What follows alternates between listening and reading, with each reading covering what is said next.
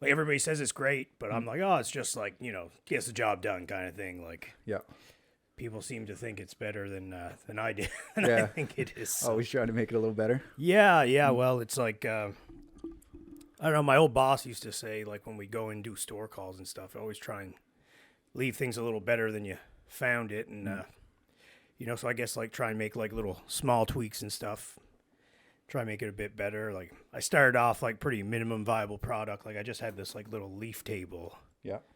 and then I had like my kitchen table chairs that I drug down here. And I was like, oh, if I'm gonna have people here like talking to them for an hour, I feel like I need to, Make it comfortable. yeah, a little bit more comfortable. Like, yeah, I guess if you're sitting on an uncomfortable chair, maybe you're more attentive. I don't know if that makes sense, but yeah, as I kind of got into it and started getting different guests and different feedback, I was like, gotta throw a little extra at it, and Yeah. you know, just make sure people are enjoying like coming in, having a sit, and it's comfortable, you know, good environment, and you know, something that people want to sit here and talk to me for, you know, better part of an hour or whatever. Yeah. But yeah, Yeah, man. I like it. Yeah. Yeah, well, I appreciate you coming in. Thanks You for know, I was having me. talking with Jeff, and he had kind of recommended having you in, and you know, life gets busy, and I was looking for guests, and I was like, oh yeah, man, like you do a lot of cool stuff, and I know you told us we were chatting a little bit, and you're like, oh, I don't know if I'm really that interesting, but I don't know, man. Like I like to do hard stuff, and you know, I like to mix it up, and you know, I know you've done a bunch of stuff that's definitely not easy. Yeah. So I kind of wanted to talk a little bit about some of that, and you know, doing hard things and why it's important. And Yeah, definitely. yeah. So I know you kind of dove into a little bit of your background. I know you said you formerly were one of the owners of Pro Edge. And why don't you give us a little kind of high level background synopsis on you for the viewers? Yeah, I guess I started, maybe 2011. I started taking personal training seriously. Did a little bit online, and, you know, I had an online certification, and I was doing, you know, some in-home stuff, but Yeah. got hired on with Good Life in 2011, and was there for a couple of years, and just saw a gap in the market. There was no one really training athletes. There was no athletic training facilities, and by chance I ended up meeting up with Patrick Busby, and he had seen the same thing, and he was on his own kind of trying to find some business partners and find some people interested in doing that, and I had already connected with someone else I worked with. And we put something together, and we were looking at that as well. And then, yeah, by chance, our path crossed, and the person that I originally wanted to open a gym with backed out, got cold feet. It's a big thing to take Yeah. on, right? So There's a lot of overhead to get started. yeah, right? exactly. Very scary thing to get started, and Pat and I barely knew each other. But we said, hey, you know, we got the same vision. It seems like we're aligned. We got to know each other a little bit, and said, hell. Do you find let's that do it. maybe was a little bit better? Like, you know, some people don't like tend to shy away maybe sometimes from getting into business with friends. Do you Yeah. find like maybe not knowing each other like give you a little edge, or you know, was it a bit better to get started, or do you think maybe that was what it was kind of type thing? Yeah, I think it was what it was, and it was definitely a leap. But yeah, sometimes you just kind of know. I mean, you have a couple conversations, you realize that if you have the same vision and the same, you know, zest to go for it, and I could tell that he did. He had a whole plan put together. He'd gone through a lot of the steps, and so we were able to like combine our plans and create something. And then in 2014, we opened Pro Edge, and we ran that until the end of 2019. And then we ended up selling it, and Pat went on and opened up his own place in Bedford, just not far from Pro Edge, and just kind of a mini version of it, doing more one-on-one stuff and small groups. And he trains some teams, but I think he splits them up in groups and stuff. And so I started training out of there a little bit as well, and using his space and working at some other local gyms. And that's when COVID hit, and then everything was shut, and we couldn't work anywhere. Yeah, kind of a little blessing in disguise. You sold her off in 2019. Yeah, yeah, you really, kind of dodged. I mean, in some aspects, dodged that, but Yeah, in others, not so much, perhaps. Yeah, I'd love to say, you know, we anticipated it and, you know, jumped out at the right Yeah. time. It just happened that way, but just it happened. did work out well. Yeah. So where'd you find yourself kind of after that? Well, what happened was they closed gyms, and there was a couple of people still like doing it on the side, you know, like because they had small gyms. Underground. Yeah, they had small gyms. It'd be one on one, and you could be Yeah, I'll be masked honest. up. We were training before I did this reno, so this room was probably push this wall back 6-7 feet, well, about in line with that window. Okay. So I had a bit more space in the rec room, and like I'm a big jiu-jitsu guy. I've Yeah, done I a lot of saw. stuff too, like bodybuilding, powerlifting. Congrats on the brown belt. I saw. Yeah, You just thank got you that. so That's much. amazing. Yeah, that was a friggin' great end of the week last week. Like, Yeah. I kind of caught. I knew it was probably coming. Like I went to Toronto, did the Toronto IBJJF, which is the International Brazilian Jiu-Jitsu Federation. So it's kind of like the top tier promotion for jiu-jitsu, Mhm. at least in like the traditional sense. There's a couple other bigger ones, but not in the gi, like Yeah. in the traditional. So I went up there and I competed in was it middleweight? No, medium heavy. Mhm. In Masters 2. So it goes by age, so 35 to 40. Mhm. And then it goes by rank, so I was purple belt. And then by weight category. So, yeah, I hadn't competed in like 4 years, and I got in there and, kind of always had the, the thought in my head, like in the gym, I was like, yeah, I'm pretty sure I could still hang. Like, just COVID, pandemic, getting into real estate. You can only go so many directions, right? Yeah. But I really wanted my brown belt. I never really said, I might have said it to a few people, but like that was the goal. I even did a vision board, and I have it like on my goal board over there. Mhm. And, as I do lately, I try and write stuff down. I don't know if you put too much thought or think too much of like manifestation or goal setting, but I find like if you write it down, it's more chance of it to happen. But Yeah, definitely. that's just me, but it seems to be working. But anyway, yeah, I went in there and just got to work and, came second. So I was Wow, pretty happy with that's that. amazing. Yeah, Congrats, yeah. yeah. So, and then shortly after, that was in what? September? I'm losing track of time now. Yeah. But a few weeks after that, they caught me, this past Friday and promoted me. So it was super cool. That's awesome. Yeah. But, I lost my train of thought here. We were talking Where were gym, we? COVID, dodging. Oh, yeah. So we had kind of did some underground stuff here when I had more space in my rec room. Yeah. Being a big jiu-jitsu guy and a big, like, just doing activity. Like, you got to move, keep moving. You got to stay active. Like, I'm a big proponent of that. Mm-hmm. So, yeah, we were trained just in my rec room, kind of, underground, not really supposed to. But, Yeah. like, hey, man, like, I find it super hilarious and aggravating, really, that, like, the healthier you were, probably the less likely you would have been to get COVID or whatever. And they're just telling everybody to kind of stay inside and basically not move or breathe.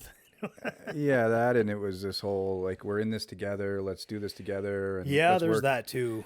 But I live in a cul-de-sac, and I was the only one home, so everyone else was still able to go to work, and everyone's doing their thing. And arguably, I'm one of the healthier guys on this block, and I my know. job is to help people stay healthy. And I was the only one unable to go to work. Crazy that and was non-essential. Like, yeah, exactly. keeping fit and healthy, non-essential. Thank you. Yeah, Stay so the options were get CERB, and for a family of four, it just wasn't. Yeah. It wasn't cutting it. So No. yeah, so years You ago, got to pay it all back anyway. Yeah, exactly, right. So People thought it was all just free money. Like, yeah. Oh, you're giving us cash. This is great. Yeah. government's always got a couple strings attached if they're giving anything to you. Yeah. Plus, it's your money. Yeah. Just Yeah. It's yours. And then We don't want to go down that rabbit hole. Yeah. I'll take a while. So yeah, years ago I used to work in mineral exploration. It's just the initial stages of finding nice. minerals where they're just. My brother's geologist. Oh yeah. So working with geologists, and we're up there all over northern Canada looking for different minerals. And Nice. so I reached out to a friend and I said, I can't find any work here in town, and they won't let me work. So, yeah. So when we were talking about like working, underground and stuff, so a couple people got caught. Yeah. And then they were roasting them online on social and saying like, these people are the reason why, it's going to spread, and these people are disgusting and everything. And I'm like, okay, I don't want to be, I don't want to do it. I didn't believe that was the case, but I didn't want to be the guy that, all the got neighbors hung to are, dry. everyone, the neighbors are looking at you, getting fines and all this stuff. So Yeah. reached out to this friend. Turns out the mineral exploration field was, still booming, and what better place to quarantine than the middle of nowhere in the Oh, Yukon? perfect. So Away from all the crazy people. yeah, exactly. So went out there and did that for the season, but it just turned out to be, a good fit for the family too. It's tough being away, but the money's good and it's a short period and the rest of the time I'm home. So What do you do, like a couple weeks on, a few days off, like, or yeah, 1 usually- week on, 10 days? Or? usually 4 weeks on, 2 weeks off. Okay. Yeah, so worked out well, and then we ended up building a little business out of it. So we bring out cooks and medics up to the north now and supply some of the camps with workers, and so we've been doing that for 4 years now. And yeah, so I do that through kind of the end of May until mid-October, and then when I come back, I get back into personal training, strength conditioning. Nice.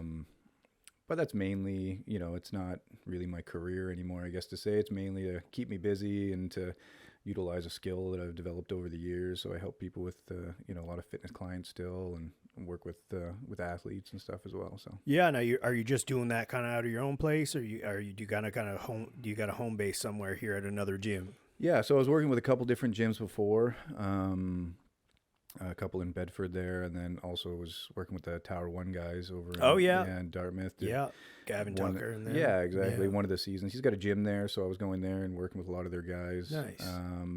Do you do a lot of combat sport athletes, or just yeah, like recently? Yeah, no, I've been training combat sports athletes since Gavin and I started training together in 2014. Okay, so you got a little history with Gavin. Yeah, him and I trained.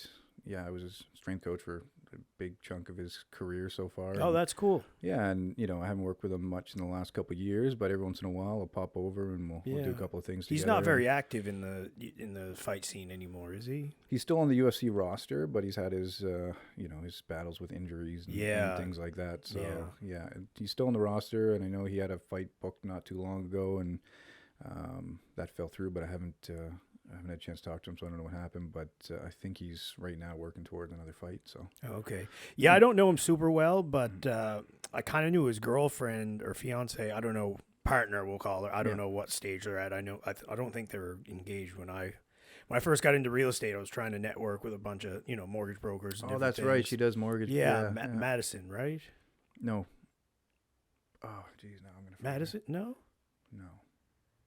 Has he got a new girlfriend? Yeah, maybe. But anyway, I thought she was mortgage specialist. Maybe it is when she goes by Maddie or something.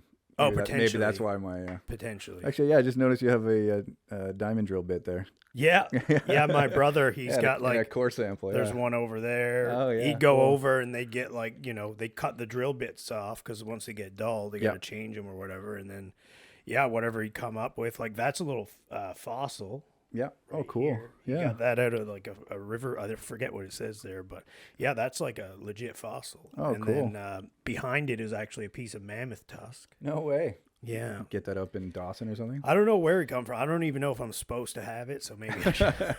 It's a piece of wood. I mean, I believe it's mammoth tusk. Like, you smell it. It smells like crap. No, they find it up there.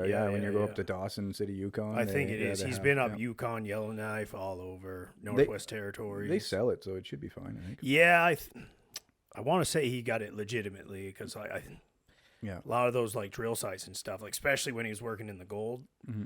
They check you through before you leave. Your pocket. When you're in the mines. Oh, buddy. Yeah, you ain't leaving with anything. Yeah, it's like airport security. There. Yeah, he's working for Rio Tinto for a stint there. He's a contractor, right? So he's job to job to job. It's, for a long time when he was getting going, it was a lot of different companies every time. Yeah. But I forget who he's working. I can barely keep track. He's working for somebody now, and he's a bit more local. We grew up down in Yarmouth County, down in the South Shore. Mm-hmm. And I moved up here since we went to university, but he went back. He's got a house down by my parents in a little place called Argyle. I don't know if you'd be familiar with that, off exit 31. But, he was very mobile at first, but, like anything, I think that kind of the novelties wore off. And, he's got a serious girlfriend, and you kind of want to be home a little bit more. And it's a tough industry, yeah. Yeah, and a lot of single and divorced people out there. Yeah, I bet you're right. Yeah, and Dad's had his fair share of not like major health issues, but he had a knee replacement, needs a hip, needs a shoulder. So it's nice that my brother, he's just a year and a half younger than me, so it's nice that he's there to help out a bit more. I'd like to be help a bit more, but hey, you got to live your life. And Yeah, exactly. they always told us we had to come and get a university degree, job with a pension, salary and benefits. And here I am, but I'm a realtor, so I don't have any of that. So I got none of it. Yeah. Did my stint in the private sector, Yeah. corporate world, but Dad and them always ran their own business, lobster fishing. Oh, cool. Grandpa's a carpenter, also lobster fisherman. Dad was an electrician, so it was like that. Did you do a bit of that? Did you do any of the fishing and stuff growing Yeah, up? oh yeah. A lot of rude awakenings in my teens. Like, because fishing, you'd only ever have there'd be a captain, and usually people go in the fall, 2 guys, because they'd be catching so much volume of lobster. You'd need like a crew of 2 plus the captain, and there'd only really be one guy that was the reliable one, and the second guy was always like either a bit younger or he just wasn't as dependable. Yeah. So, I remember a lot of mornings, Dad come in at 2, 3 a.m. like, hey, Chris, I'd be on Christmas vacation or whatever. I'd be like, get your boots on. You gotta go fishing. I was like, Dad, come on, man. He's like, yeah, well, we gotta go pay for the Christmas presents, so let's go. And so a lot of that, and from a very early age, probably. I mean, I wasn't doing it as much, but early teens, but by 15 I was doing the man's job, so before that maybe just banding lobsters and all, because they always need an extra hand in the first part of the season because of the volume. And but man, we'd go, it was an understood thing at our school, the first couple weeks of the season, a lot of the kids that had fathers in the industry, you wouldn't see them in the classroom.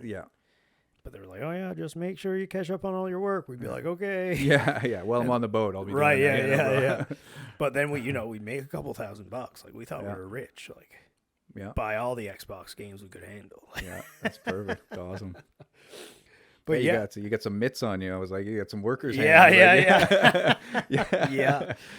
Those aren't realtor hands. That's it. Yeah. And did some powerlifting, and strength was I don't know if it was a small town thing or what, but seemed like the strongest guy was the coolest. So it was and I don't know, it might be a man thing too. All of a sudden, when you're a boy, you just want to be lifting weights and getting big. Yeah.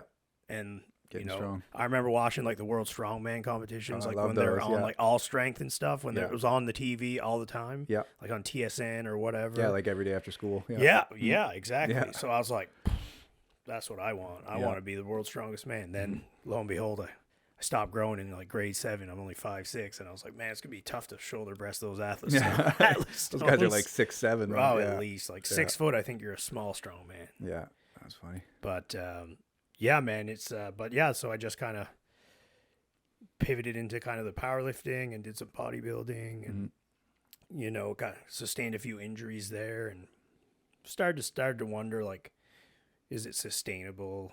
What am I doing it for? Oftentimes I get caught in that. I'm just full tilt into something, and at one time it was just a recreational thing, and now I'm just all in. Yeah.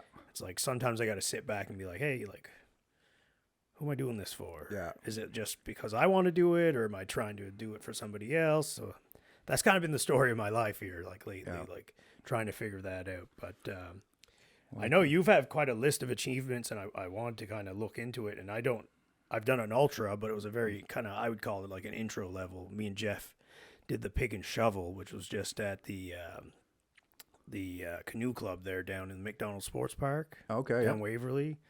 So I think every lap was 6.4 kilometers. Oh, that one there. It was an 8-hour endurance race. I like that route. That's nice in there. Yeah, and, yeah. I mean, the back end is pretty hilly, but the front end, you get a nice little flat spot. And Yeah. I think there was a few thousand feet of elevations total by the time we were done, right? But that's a decent run for sure. Yeah, and like I said, started running because I jiu-jitsu, I had a neck injury. They call it jiu-jitsu neck. It's runs in through your probably base of your head into your trap, into your shoulders, and if you don't stay on top of it, kind of you feel kind of a little jammed up. And and I always wanted to improve my cardio, so I was like, I'll try running a couple days a week, because I used to run a little bit in university, and Then got more into the weights, and it's like, oh, if I run, I won't be able to get so jacked. Yeah, exactly. Right? That's why every kid stops running. Right, exactly. Yeah. So, but then I couldn't do as much jujitsu, and I started doing this social run. I was like, well, if I run with people, maybe it'll be more enjoyable, even if I don't know them. At least it's like, you know, everybody's running towards like the same end goal. Yeah. Literally. Yeah. like, yeah. like on that run. Mm. And then, but in classic Chris fashion, I'm running, like, just got back into it. We're doing trail running too, which I've never done. A lot of elevation. So I'm like, it's 8K run. Like, I'm just like huffing and puffing, just trying to keep up because I don't want to look out of place. Meanwhile, all these other people are just like, oh yeah, Sauntering. me and Jeffrey here went for a 35K little jaunt there on the weekend, and oh, it was beautiful. It was what an adventure it was. And I'm sitting there going like, you did what? Yeah. And it was fun. Yeah. 35 kilometers, like that's almost like a marathon. You guys just like did it to do it. Yeah, just for the heck of it. Like that's what I'm thinking in my head, and then so I keep going and I get better and better, and like, you know, like running, it's like you can get pretty good at it pretty quick if you just stay consistent. Definitely. And then I got caught in like, well, if these guys can do these crazy adventures, I'm sure I could. Yeah. And I'm a big David Goggins fan and a big Cam Hanes fan, and they're both ultramarathon runners. Yeah. And so I was just like, well, let's get it. Let's get it. Yeah. Yeah, exactly. So I did like a little 10K run up in Admiral Rock down. It was the guys that run the social, the Halifax Hares, Peter Smith and Jason White opened up All Out Trail Racing, which is a race company. Yeah. So they put on a bunch of awesome trail races all around. They're the, you know, as far as the running community goes, especially trail running, like they're the best. Like, they're great guys. And when I started, I didn't know anybody, and they made that group. I don't know if it's just trail runners or I think it's more trail runners because I haven't had as good experiences with marathon runners.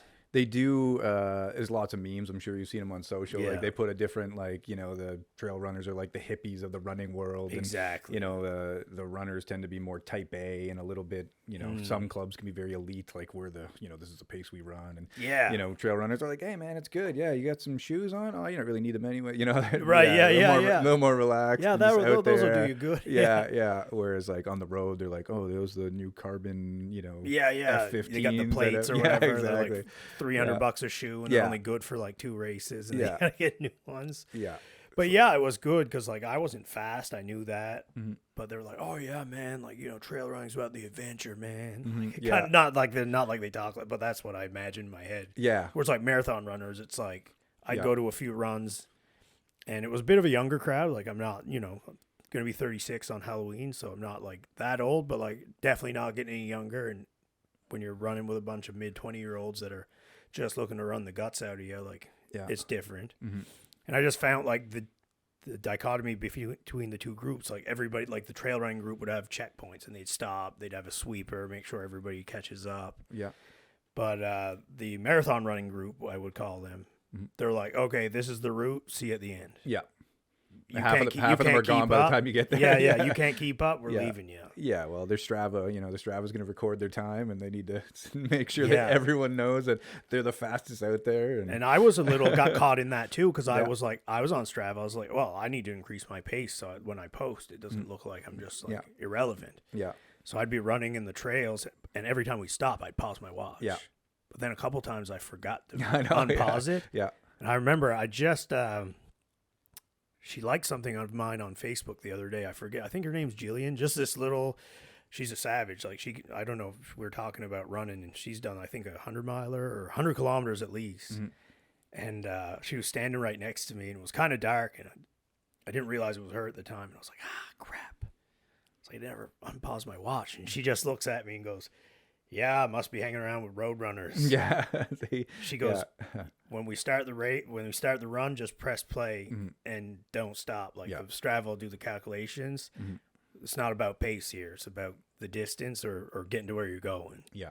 And I was like, oh, I never thought about it like that. She's like, yeah, you can't think about your pace. Just think about getting to where you want to be. Yeah, and the terrain varies so much, and conditions and that's everything. Changed my whole mindset. Yeah, you have to let go of pace when you get into the trails. But let's be real, when you're running for fun or recreationally or on your own, zone 2 is kind of where you want to be. Like Jeff always said, like, long, slow runs will make your shorter ones a lot faster. Or when you want to go fast, you can kind of dig deep and get that. But Yep. enough about me. You got a bunch of awesome achievements. You got the Ironman, half Ironman. That's right, 70.3. That's the half of Ironman. The half, yeah. Colorado. You did a half Ironman in Maine. You did the full in Florida. The full in, is that Mexico? Yeah, Cozumel, yeah. Then you did the Toronto Marathon. And you did the big swim from New Brunswick to PEI. Yeah. You ain't catching me doing that. I try to do the rest. Yeah. I don't know, man. I don't know if it's about getting older thing or the unknown or a combination of both. Like a bit of phobia with like the not knowing what's under. How did you deal with that? I'm absolutely terrified of it. And leading up to it, every day I was terrified. So not only, was it a terrifying experience to be out in the ocean and swim. You had a pacer in a boat or something, right? In a kayak, yeah. Oh, you get a safety boat. I'd be up on that kayak. And I know. If I saw something, I'm like, man, I'm getting in there. Did anything touch you? Or? No. I think I might have seen a jellyfish on that one, but I didn't get stung or anything. And then I saw some what I think were dolphins from a distance, but I didn't see anything close or anything. It was fairly like I'm like nervous talking about. I know it's murky water there, so you can't really see much further than your hand, and it's like green. You just see this like sunlit green water. So whenever you picture like being attacked by a shark or something, you would picture like seeing this animal come at you. Yeah. You're not going to see anything. It's just going to be there. It's going to be too late. Yeah. So. I picture me like in the ocean, just like a big like whale mouth. Yeah, and then just I'm like, no thanks, man. I picture that all the time. I'm terrified of open water, but I just, Is that why you did it though? I don't know if it's the main reason, but I love to do things that scare me because I feel like I'm scared of a lot of things. So the more I put myself in those situations, it's funny. I started rock climbing years ago because I was like, I'm afraid of heights. So if I rock climb, then it'll get rid of my fear. That's wrong. You just get used to it. You get more comfortable with the fear. Like that fear of heights never left me. The fear of open water hasn't left me. The fear of many things has not left me. But I'm just comfortable being uncomfortable now with these things. And more, the more I do them, the more uncomfortable things I can do, and the longer I can sustain that. And I find that. I don't know, the best things I've ever done in my life, I've been on the other side of fear. And I think that so many of us are just okay to say like, well, that guy can do it for this reason, or I'm not going to do that's too dangerous. I don't want to do this. And we block ourselves from, reaching a lot of things because of fear. And they're valid reasons. Like, for sure, putting yourself in a lot of situations is not a good idea. And it's a great opportunity. Like if I got eaten by a shark, somebody would be like, well, what are you doing swimming across the Northumberland Strait? Serves you right. Well, there's a chance, and if you climb a mountain, you might fall, and somebody will say, well, there's avalanches. You could die driving to work, too. Yeah, exactly. So people don't, but that's normal. Yeah. Or that, everybody's doing that. Yeah, that's a normal thing. So, yeah. But that's really cool, too, because as you start doing these more adventurous things or these more challenging things, your normal changes, and these big things don't become that big anymore. So, like when we talked, I said, I don't know if I'm that interesting, because the more I build things up that I think are, big challenges for me, the more I follow and watch people that are doing bigger things. And, so the normal and the big things are now massive, compared to where I started. The posts just move. Yeah, exactly. When you start like, oh, I couldn't run a 5K. That's crazy. Or run 10K. Are you kidding me? But now, now you can just wake up and do those things and what. Yeah, man. That was me. Yeah. Well, before I ran the pick and shovel. Yeah, exactly. Yeah. Like just getting back into running, like 5K was a bit of a chore. Mm-hmm. And then it was like, okay, I'll do a 7. Yeah. The next thing I was like, oh man, that's getting easier. Let's try 10. Mm-hmm. And then it was like a 12, 13, 15. Yeah. And then I never really ran much more than a half marathon till the pick and shovel. Yeah. And then I'm doing that. Now I can literally leave the house, not run for a month. Do a 10K. And yeah. Yeah. Like, whereas might not be the fastest one. Yeah, you might be sore the next day. And I'll be sore for probably a few days. Yeah. And coincidentally, you mentioned I'm not great with heights either. Mm-hmm. Not a good flyer. Mm-hmm. Like, too high up on a balcony, you're not going to be catching me, like, looking over. Yeah. Like, my wife, zero fear. I don't know. I shouldn't say, but she's crazy. But she's great. She's a great lady, but no fear. Like, I don't know what it is. Like, she just doesn't bother her. Like, flying, she's just like, like going to Mexico or when we went to Jamaica. She's got a sleep mask. She's just plane's not even off the ground. She's like, oh, see you in Jamaica. Bye. And she's done out before we're even in the air. And she'll only wake up once we touch down. Maybe go to the washroom or something. It's a superpower. But yeah, man. But I remember in university, my buddies wanted to get in rock climbing, and we were all going to St. Mary's University. You know the area a little bit. You know, like the train tracks on Tower Road. It'd be like behind the university, like almost just before you get to Point Pleasant. Okay, yeah. I don't even know if I told that many people this, but the boys all of a sudden wanted to rappel down like the big rock face there. Yeah. Never done any of it. Next thing, we're at Mountain Equipment Co-op. We buy the harnesses, the rope. Yeah. We had this one guy, buddy of mine, Lucien. He was one of my roommates. I don't know why, but he was just like a solid outdoorsman, and anything he did, you could trust that he was doing it right.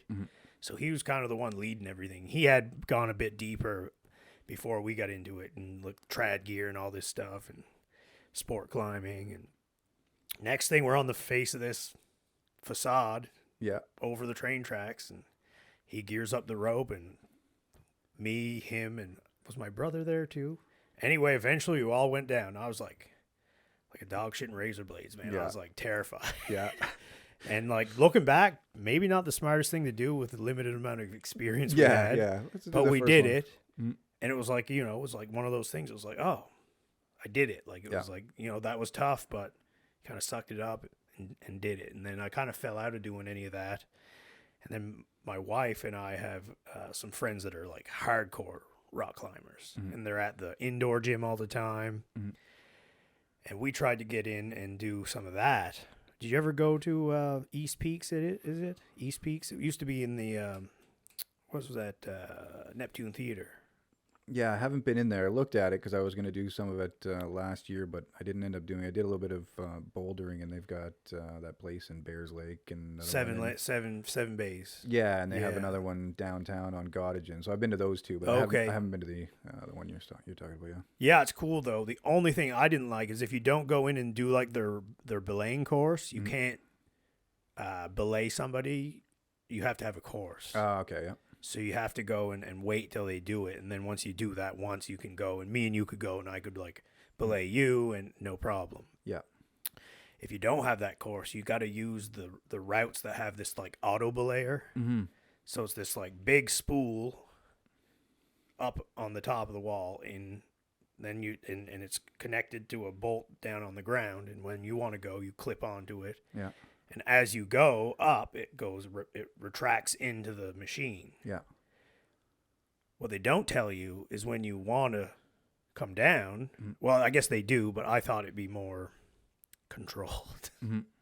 I found it was super terrifying because you have to literally, like, if you're getting belayed, you have to, like, sit back, and then they start the descent.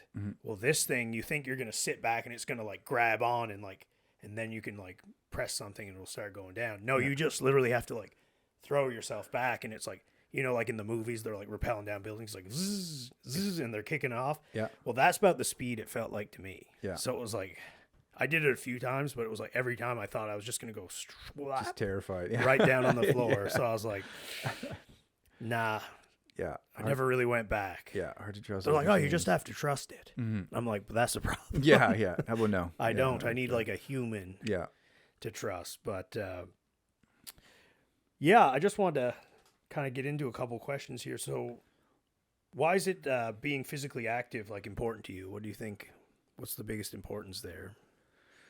Well, I think, we tend to be a little less active in everyday life now, most of us, which is why the world's getting fatter and fatter, and we have all these health issues. And so I think at the base, it's, about being healthy. But for me, I think everyone needs their form of stress relief and their form of meditation, I guess, something that's going to, give them a chance to think and grow. And I've just found that endurance sports do that for me. So, I got into training. I just really enjoyed it. It had a big impact on the way I felt, the way I saw the world, and what I was getting out of my life. So that's where I got into training. And then when I fell into endurance sports, it was kind of like I found my home where, you know, not only did I feel good doing it and feel good like continuing to get fitter and fitter, but also it created the opportunity to do a bunch of challenges that were bigger than I ever thought I could do. And yeah, fear is a great motivator.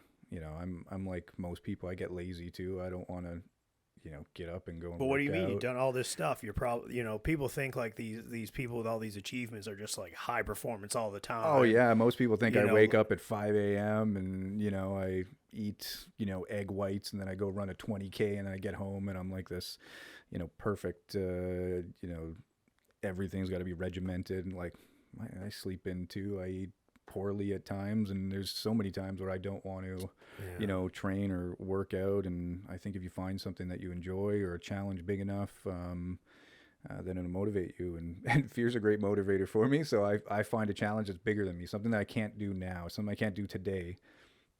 So I know if I don't train, if I don't put in the work, I'm going to be left out there to do something I'm not ready for. And so that's what becomes my motivator. Like, all right, if I don't get to the pool, I'm not going to be able to swim this 4 kilometers. If I don't get on that bike, it's going to be pretty embarrassing trying to do a, you know, what would be a 6 or 7 hour bike ride could be 9 or 10 hours for you. Yeah. And then you got to get in and do a marathon when you're done that. So, the last thing I'd want to do is sign up and commit to something and go there and, you know, have a horrible day or not complete it because of something that was in my control. So by creating these, you know, big goals, and it really motivates me to work hard and get the most out of it. And then, yeah, like I said, every time you do something a little bit bigger, it opens up a new world for you. It's like getting to the next level. You're like, oh, up here, look at this. Like, Yeah. oh, you know, How'd like, I get here? yeah. And then that spills over into the rest of your life. You know, it spills over into, you know,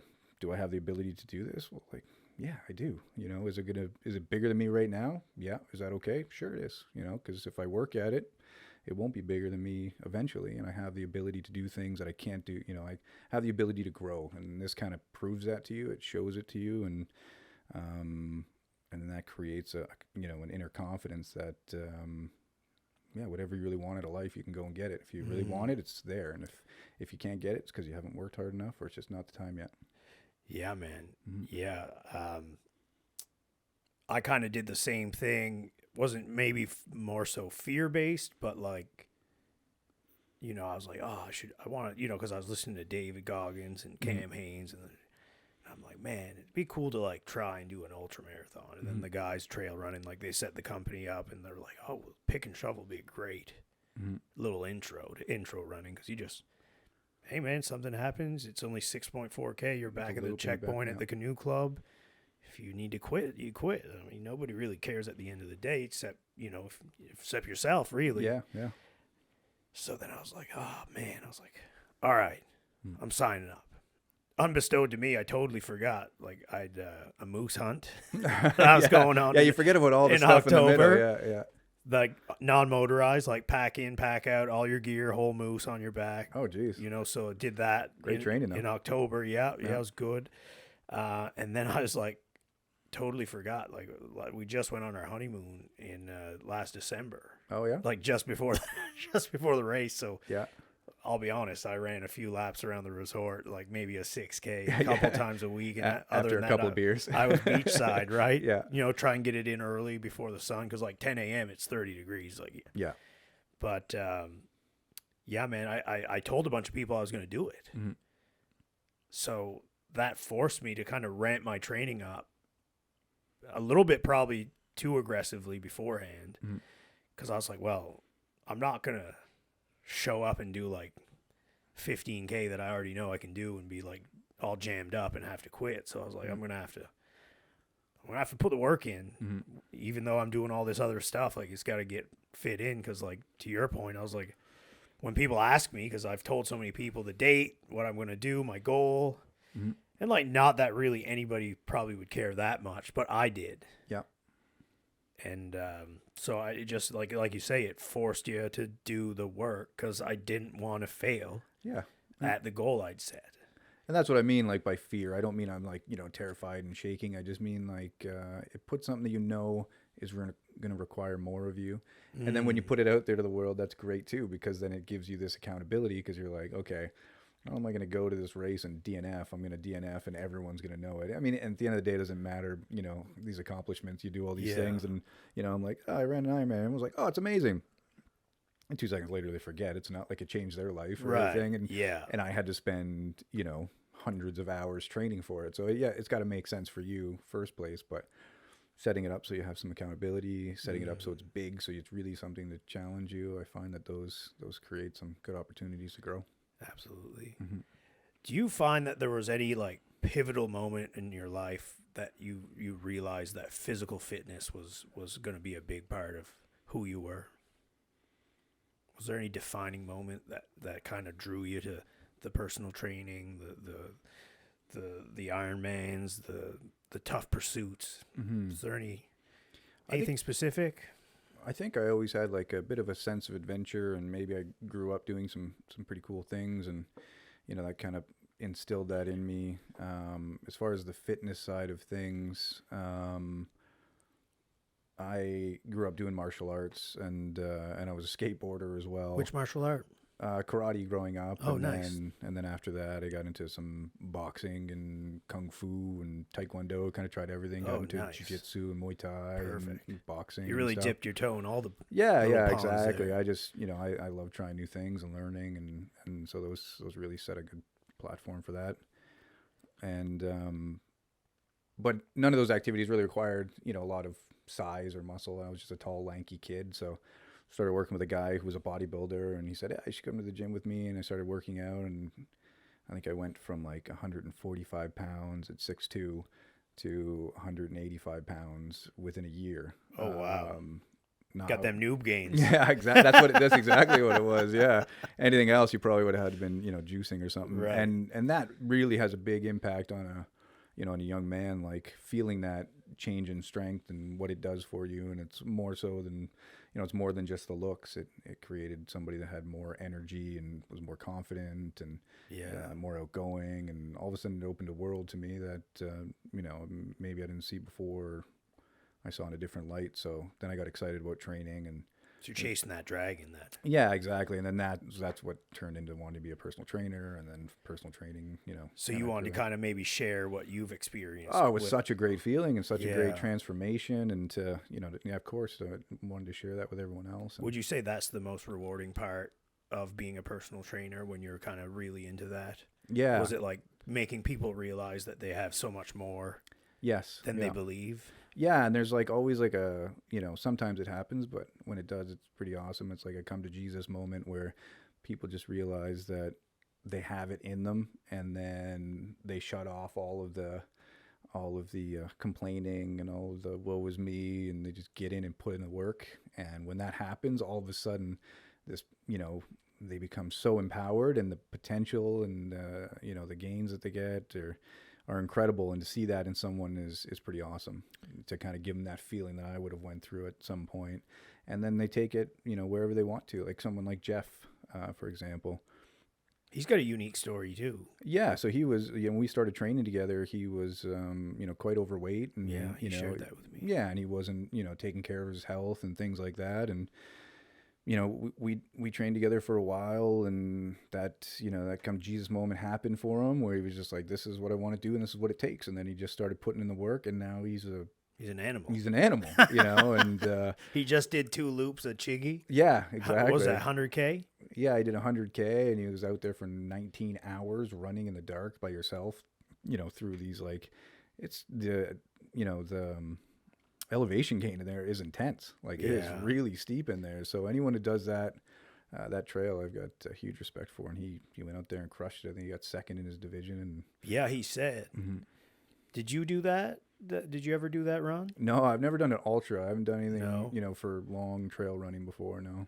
Man, I did the hike out there. So I was. You did the whole hike? Yeah, I was training to climb Mount Baker, and there's not much altitude around here, but I knew that was a good, like, altitude gain kind of trail. So I just packed a heavy pack and went out there with my dog, and we did it in 2 days, and it was tough. Nice. Yeah. What a friggin' experience. Just you and the dog. Yeah. And it was early season, so there was nobody out there. It was really cool. Oh, that's awesome. Yeah. Just, Mm-hmm. That is like probably worth like a year worth of therapy. Yeah, exactly. Yeah, I love that for endurance sports. Like, yeah, there's nowhere to hide, and I don't Yeah. typically listen to music either, just because like an Ironman, you can't listen to music during the race. So you kind of got to train that a little bit. So you have to listen to your own thoughts. And so Yeah, a lot of man. things just have time to go in there and sit there with it, and you got nowhere to hide. So, whether you figure out, the answer to all life's problems, at the very least, they go through your head and you get a chance to come to terms with them. And yeah, it's a really good therapy session when you're out there for many hours. Yeah, man. I think even like the biggest thing for me in terms of endurance athletes and endurance sports and like doing my ultra and to your point, I knew I was going to be out there for a while Mm-hmm. and I wasn't listening to music Mm-hmm. I don't know if you were allowed to at the race. Either way, I trained without it. Yeah. Cuz And most people can't. So that's, maybe didn't seem like a big deal to you, but it's a huge deal to be able to go and just be in your own head, because most of the time you're telling yourself you're tired, you can't do this, you got to stop. But when you got music on, it's easier to get distracted. yeah, Mm-hmm. and exactly that point. Like I wanted to I guess, we went through a bunch of crappy stuff like the pandemic, like I lost my job, you know, poor dog got cancer through that too, passed away and like started a new, like I'm in real estate. So I was just kind of getting into that. So I was like, you know what? I'm just going to take this whole thing head on. Mm-hmm. I'm going to train with no music and I'm going to run the thing and I'm going to battle those battles that come through the head. And Yeah. whether, like you say, you figure out the answer to these problems or you just kind of take them head on and deal with them because maybe like through day-to-day life, it's easy to kind of dodge and bob and weave them. Yeah. I just wanted to kind of take that on. And I think the biggest, the most impressive part for me, that people that are doing these ultras and 100-kilometer races and 100 milers, Mm-hmm. it's the battle up here. I think that's more impressive. Yeah. Because like there's so many people like after 1 kilometer they'd want to quit. Yeah. And it's like, and it's so impressive to like your mind will tell you that it wants you to stop before your body actually is ready to give up. Yeah. So I think it's just the overall thing is super impressive to me. Just the mental fortitude required to force the body to just do what you want it to do. Yeah, so that was kind of my second big moment was, first getting into fitness and having that big change in my life. But then when I picked up endurance sports, I realized that was really my home and where I thrived and did really well and felt natural for me. So, what was the most out of your the list of accomplishments you sent me? mm-hmm. Is there one that stands out in your mind? And how could you run us through, like, was it a smooth training process, start to finish? I'm sure there was multiple different hurdles throughout the way. Like nothing's ever perfect. Mm-hmm. So my first Ironman, or half Ironman, it was me. A friend of mine went to, I think he went to Cozumel. He went to Mexico, and somewhere in Mexico they were running a half, and he was just there on vacation, and they were doing a half Ironman, and he was like, "Man, you ever heard of an Ironman?" And I was like, "No." He's like, "They're incredible." He's like, "I saw these guys doing it while I was on vacation. It looks awesome. You want to do it?" I'm like, I don't know. What is it? And then, he kind of told me what it was. I'm like, I don't even have a bike. I'm like, I haven't gone swimming in Real experience. Yeah. I'm like, I haven't gone swimming in 10 years and I've never run over 10 kilometers at the time. So never done any one individual of the three sports. And what's the run portion? I guess you maybe give us the breakdown of a half. So a half is 1.9 kilometer swim. It's a 90 kilometer bike ride and then a half marathon. So I'd never done any of those things. That's a day. Yeah, that's, so I'd never done any of those things, let alone all together in one day.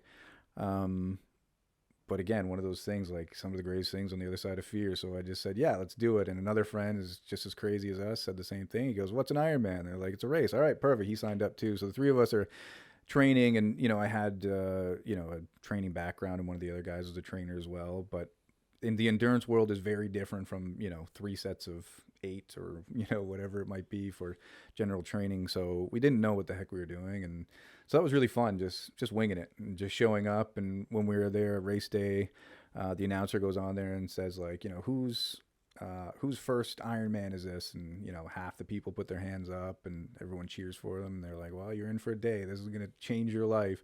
And then he goes, wait a minute, who else is here for their first triathlon? And then me and my other two friends were the only ones who put our hands up. Out of how many people? I think there's about 2,500 people that run an Ironman. So yeah, about 2,500 people. Just two hands. Yeah, well, three of us. So three hands went up, and he goes, well, you guys are just dumb. And then that was it. So that was our day, and it went horribly wrong, and it was the best day ever. So, you know, there was... What went horribly wrong? Well, you think you're going to go out there and be an animal, and really you survive the swim, and you get on the bike, and halfway through you're you know... Cramping up. Well, you're just questioning everything every decision you made in your life to put you in that moment. You're like, I paid money for this, and you're absolutely dead. And then you still have to run a half marathon when you finish. So that, you know, the day was a long, miserable day. But at the end, it was so emotional, like so incredible to be like, yeah, we did that. And we did it as a couple of good buddies. And yeah, we had a lot of fun with it. So that was a really cool experience. But after that, I wanted to like perform well, because I'm like, okay, now I know all the things that I did wrong. Now I want to do a really good job, and, you know, get a good time, and like a time in a marathon or a, you know, in an ultra, like nobody really cares, you know, in your mind it's like, oh, I gotta drop like 5 minutes on here and 10 minutes on here, but nobody cares if I got first or 1,000, you know, it has to be up to you. But I wanted to perform well, and then ended up doing another one, but it got canceled. It was Mont Tremblant or something. So we did another one, and then I ended up getting 3 flat tires on that one. So didn't quite 3 flat tires. Yeah, in 90K. Yeah, so it didn't quite go as well as I'd hoped, but overall I performed a lot better, and I was happy with it. And then we were all training for another one to do our first full in Mont Tremblant, and then the pandemic hit, and that got you know, canceled, and then I ended up transferring that to Florida, and that was my first full. So that's when things got interesting, because that's when I started working up north.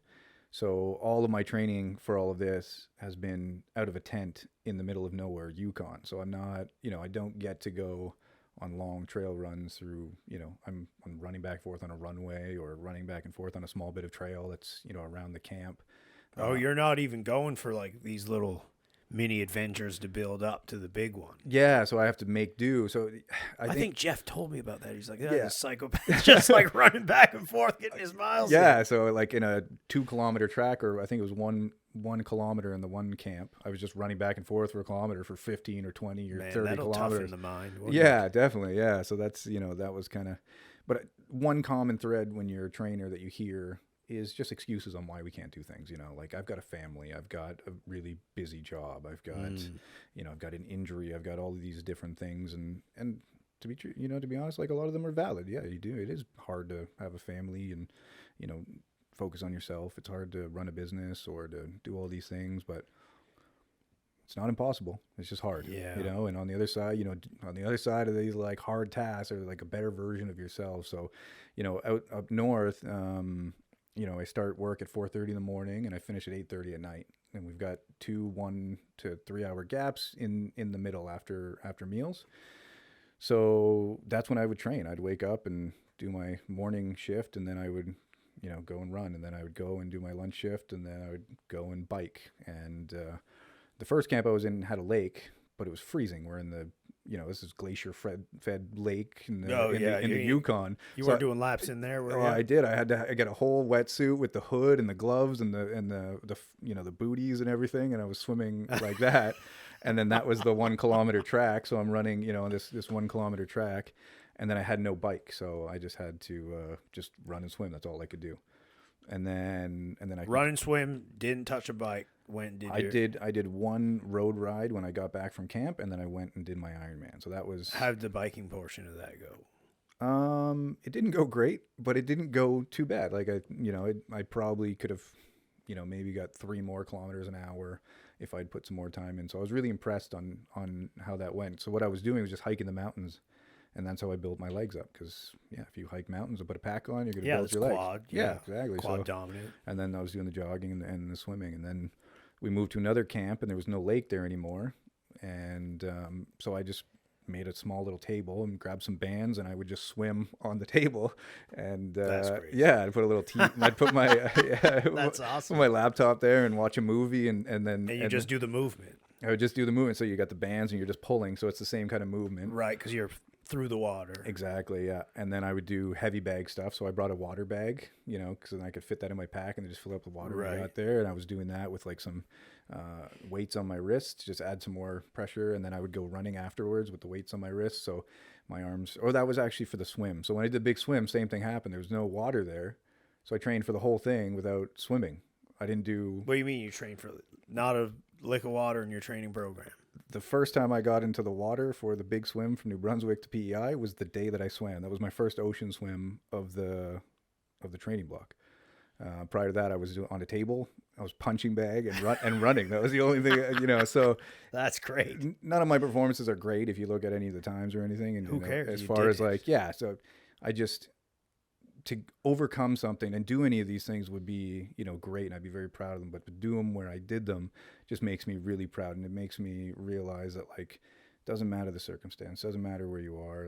Circumstances, it's just an excuse. Yeah, you can just go and do it. And that's super impressive, man. Yeah, a lot of people for a long time, they're like, oh, well, you can train all the time because you're a trainer. You work in a gym and it's right here. And they weren't wrong. I had access to a gym. I'm a trainer and I am able to work out more and do it between clients and stuff. But this really gave me the proof that, no, I'm not a trainer. I'm not working in a gym. I don't even have a water. I don't even have a bike, and I'm still able to get these things done. So if we really have the drive to do it and, the audacity to give it a shot, then yeah, there's some pretty cool things that you can find and figure out and get done. So that's I guess the biggest thing I've got of all these is it's not only doing them, but doing them with whatever I had available and just making it work. That's awesome, man. Yeah, and I love you dropped the quote a couple of times. Everything, your desires oftentimes are on the other side of your fears. Mm-hmm.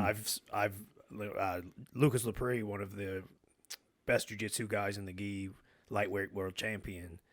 I remember I heard him say that one of the first times he come down to do a seminar, and it really resonated with me.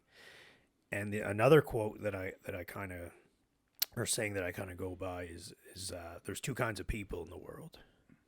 There's the ones that believe they can, and the ones that believe they can't. And typically they're both right. Yeah, I love that. Yeah. Yeah. Because if you just, like yourself, you're like, I'm doing this. I'm going to do it to the best of my ability with what I have disposable at this said time.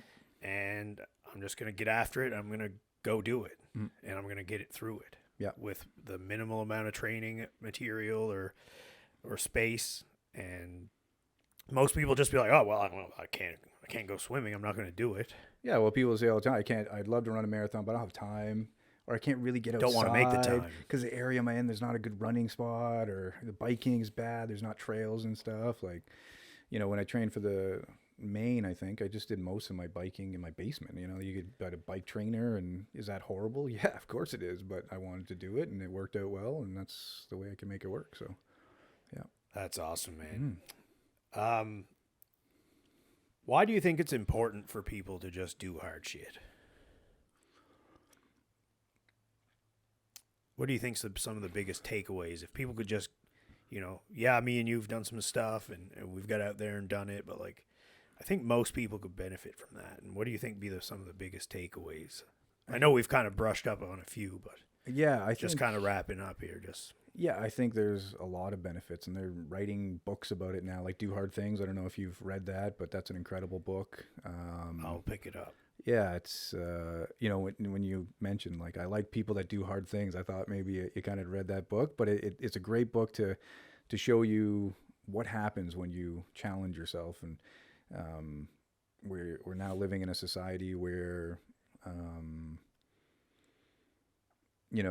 your status is represented by the things you have, how much money you have, and the more money we have, the more luxuries we buy, and the less we do. So it's almost like, the people we're looking up to are doing less and less. We got soft. Yeah, and it's okay, and it's also sought after to get a robot that vacuums for me, and a car that drives me, and well, now we got these new Tesla robots coming. They'll clean the whole house, and everything is done for you. And the more money you have, Next thing we'll have iRobot. yeah, exactly. You don't have to do anything. You just get in your little buggy, and drive around. And so less and less we're challenged, I just think, in life. And because of that, we are getting softer, and we're losing the benefit of challenging ourselves. And we challenge ourselves to an extent that we never thought possible.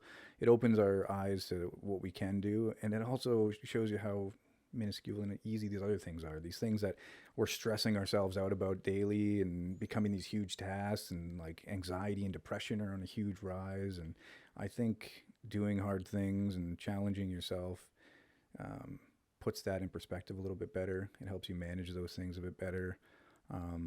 For me, it just makes me a better person. I can focus better.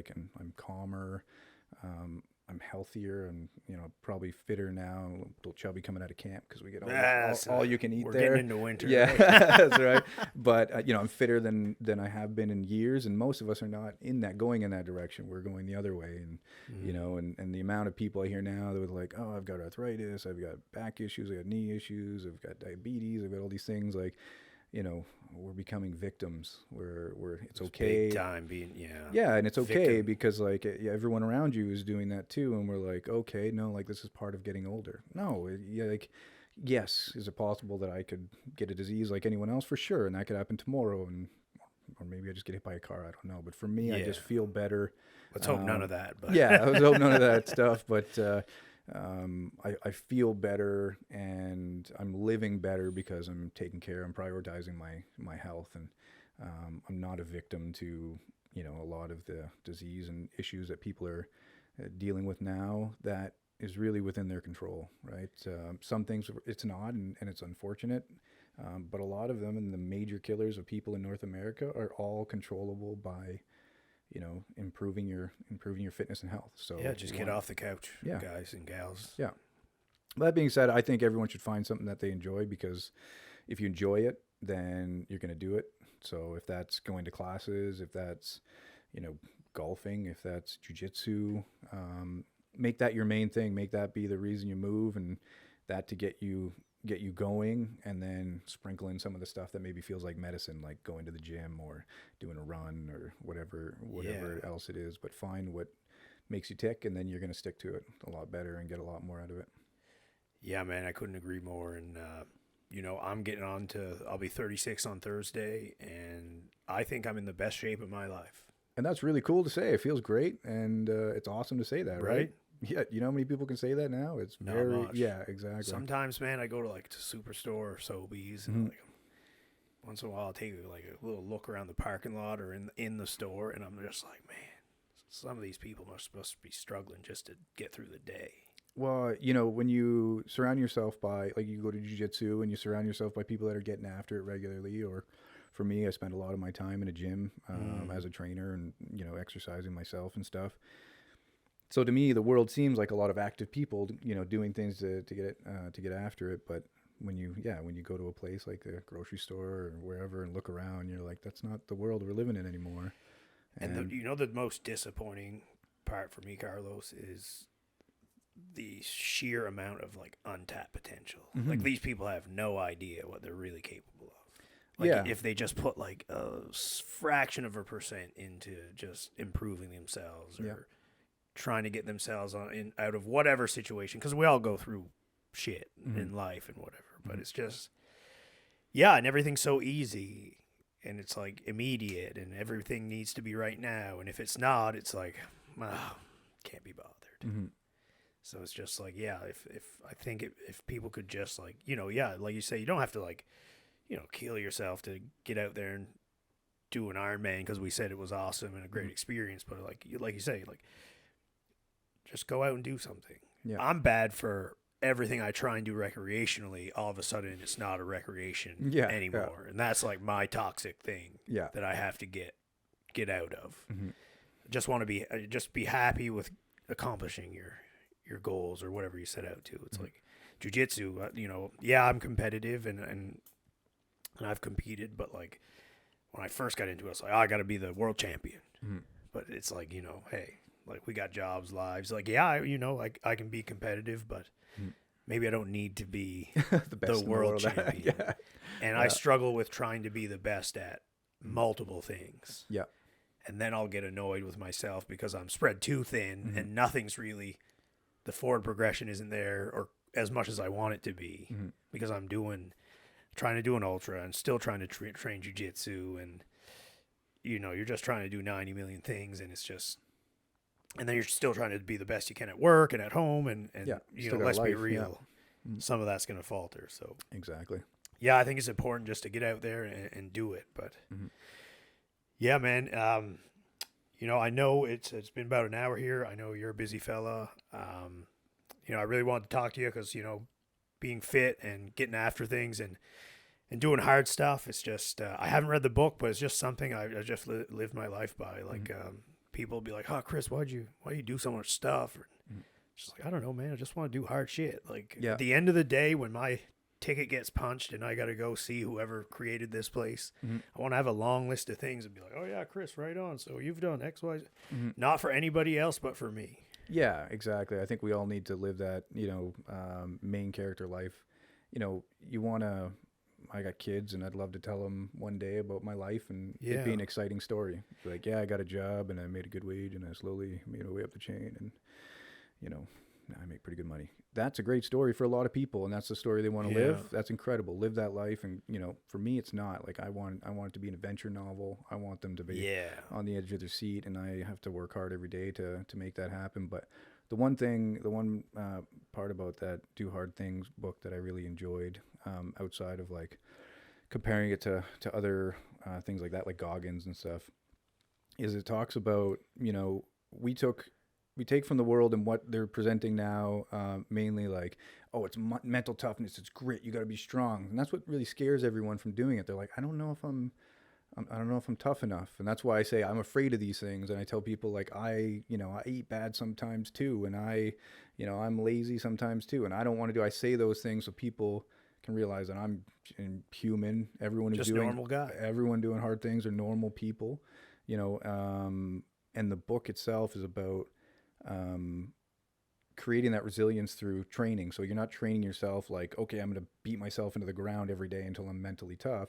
It's developing small skills, building up small little skills until one day you just realize and look around, you're like, I'm confident to do all this stuff. Like I started 5K, so now I know I can do a 5K. I did 10. It doesn't have to be running, it could be whatever you want, but slowly build those skills until you have the confidence, and then it's not a scary thing. Then it's not mental grit. It's a very well-versed person getting into a situation where they have all the skills and all the ability to do it. They just got to get through it. Yeah, man. So it's really cool in that way. And I think that if people get past all their fears and realize that everyone out there is, struggling with those same fears and, hurdles, and they realize that they can do things, whether it's hard events or, taking the next step in life or learning something or trying something. It could even be like public speaking or something. Yeah, like exactly. Anything that's uncomfortable. And like, I always say I'm a big Goggins fan, and some people are like, I hate that guy, or maybe not hate him, but they're like, I think they misinterpret his message, because like his like whole like thing, it's like, just go do something. Yeah, you don't have to run 100-milers like me, and go full bore crazy, like into like full tilt into something. He's just like, he just wants you to, whether it's school, studying, getting your education, getting that new that promotion, just getting a little bit more active, like golfing, like just get into something and do it. Yeah. That's just it. Just keep moving.